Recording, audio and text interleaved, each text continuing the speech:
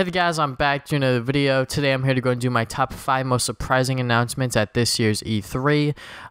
This list is going to be based on how surprised I was at each game, but on top of that, on how interested I am within each game as well. So there is a little bit of a personal bias to each game.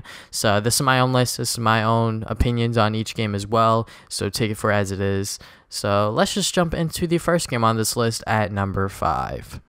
Number 5, I'm sort of cheating on this spot, but it is the Kirby and Yoshi game coming to the Nintendo Switch in 2018.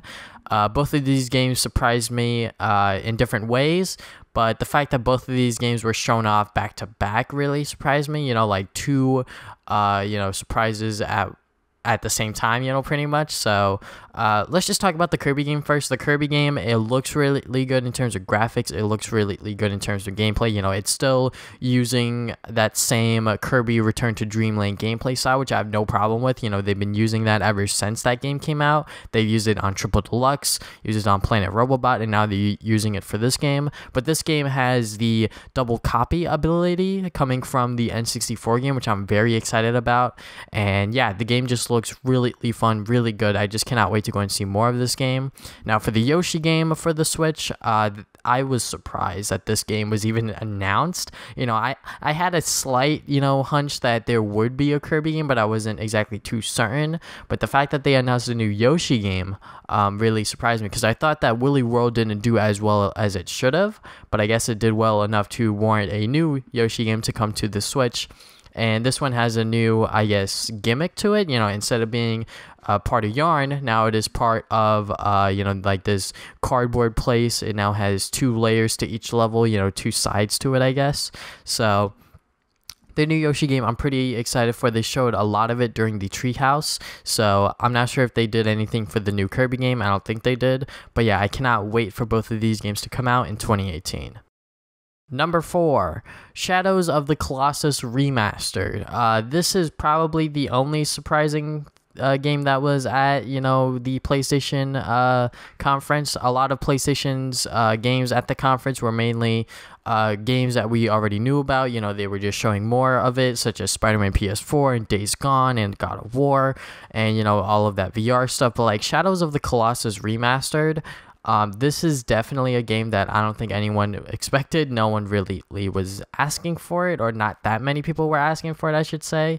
So the fact that they are remastering this game, and a lot of people consider it to be a really good game, which I have played it. I haven't played a lot of it, but I can say that it is a pretty good game. If you do like these kinds of games that are literally just all boss fights and you have to find it on your own and have to find a way to beat it and stuff like that, when this version of Shadows of the Colossus comes out, I will definitely play and finish the game through this one. Just because when I played on my PS3, the HD remake, quote unquote, it is not really in HD. The game still looks like crap. So hopefully that this remaster does the game justice in terms of presentation. And just from the first trailer, it already has sold me on it. So I cannot wait for Shadows of the Colossus Remastered to come out in 2018. Number 3, A Way Out. Now, this is probably the only game from the EA conference that I'm really interested in. Star Wars Battlefront 2, it looks cool and all, but, A Way Out, this is from the creators of Brothers: A Tale of Two Sons, and they are doing a completely different game here. They aren't doing a single-player game. You actually have to play this game with a friend, I believe, or with someone else or something like that. So, this game just looks like it will be a lot of fun. It'll do different things. It'll definitely bring out a new genre, maybe. Like this game is very different. You have to work with your friend as your friend's doing a different thing, and the game is in split screen. Like the screen is split. Your friend's on one side, you're on the other, and yeah, your friend could be in a cutscene and you could be doing gameplay bits. Like the game is going to be like that, and it's going to be very different, and I cannot wait for this game to come out. It's scheduled for a early 2018 release.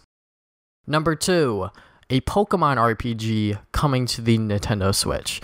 Now, the reason that this surprised me a lot is because just a week ago, like before E3 even happened, they did a Pokemon Direct, and I thought that they would do all of their Pokemon stuff there and not focus on Pokemon at all during this Nintendo Spotlight, E3 thing. but they actually went to the Pokemon guys and said that, yeah, we are working on a Pokemon RPG for the Switch right now. It is coming out on the Switch. I believe they called it a mainstream Pokemon game or something like that. So that is very exciting. I'm not exactly sure if they're going to do Pokemon Stars that everyone's, clamoring about, but they may do a new region or something like that. Like, they could definitely be doing something else that we're not even expecting, which they have done plenty of times before. So a new Pokemon RPG on the Switch. A lot of people, were still hoping for it even after that direct, and now they got their answer. A new Pokemon game is coming to the Switch in RPG form, and we have no idea on when that's going to come out. They literally just said we are working on it, so I cannot wait to go and see more of that one. And my number one on this list, I think is pretty obvious. It is the Metroid games that were announced during the Nintendo Spotlight and afterwards in the Treehouse event. So first up, Metroid Prime 4. They literally just showed a little teaser, I think the screw attack symbol, or like the Metroid symbol or whatever it is, and then the 4 popped up and it was Metroid Prime 4, and a lot of people were excited about it. It is finally coming back. The Metroid series is finally coming back. And as a person that is not into the Metroid games, as much as a lot of other people are, I haven't played that much of any of the Metroid games. I played a little bit of Metroid Prime 3. I think I've dabbled in one of the Game Boy games, or Game Boy Advance games, I should say, but I'm not a Metroid fan at all. So when this was announced, I was pretty hyped. I was pretty excited because I knew a lot of people would be. And then afterwards, during the Treehouse event, they actually announced a second Metroid game, Metroid Samus Returns on the 3DS. This is I believe a reimagining of the second Metroid game on the Game Boy, and that game is slated for a September 15th release date. And that game looked really good. And that game, I already pre-ordered it. I'm pretty excited for it. Like, I cannot wait for that game to come out, because I think the 2D Metroid games, I think I would like a lot more, because like the 3D Metroid games, they're a lot bigger. There's a lot more exploring to do. I'm not really into that. The 2D Metroid games, they're sort of just like, in their own little space, I think, or something like that. That's just how I see it. But this new Metroid game on the 3DS, it looks pretty good, pretty promising in terms of what we've seen thus far, and I cannot wait for that one to come out. But yeah, both Metroid games announced on the same day, and they're both coming out, eventually, soon. So and Metroid Prime 4 is not being developed by Retro Studios. I am fully aware of that. I think it's being developed by like a in-house development team or something like that. So hopefully this Metroid Prime 4 gets the care that it deserves, the loving care that it deserves, because a lot of Metroid fans will definitely be very critical if it doesn't live up to their expectations. So yeah, those are the, I guess, 7 games that really surprised me at this year's E3. I did put number 1 and number 5 with 2 games in there, but pretty much yeah, those are the games that surprised me the most at this year's E3. What are some of the games that surprised you the most at this year's E3? It could be the new Metroid game. It could be the Shadow of the Colossus remake. Whatever it is, be sure to leave them in the comments below. I will be sure to read them. And yeah, thank you guys for watching this video. If you haven't already, you can subscribe. I put new videos up every Saturday. Want to follow me on social media, Facebook and Twitter? You can do that as well. And yeah, I think that is about it. Thank you guys for watching this video again. And I'll see you guys next time with more videos. Game on, gamers.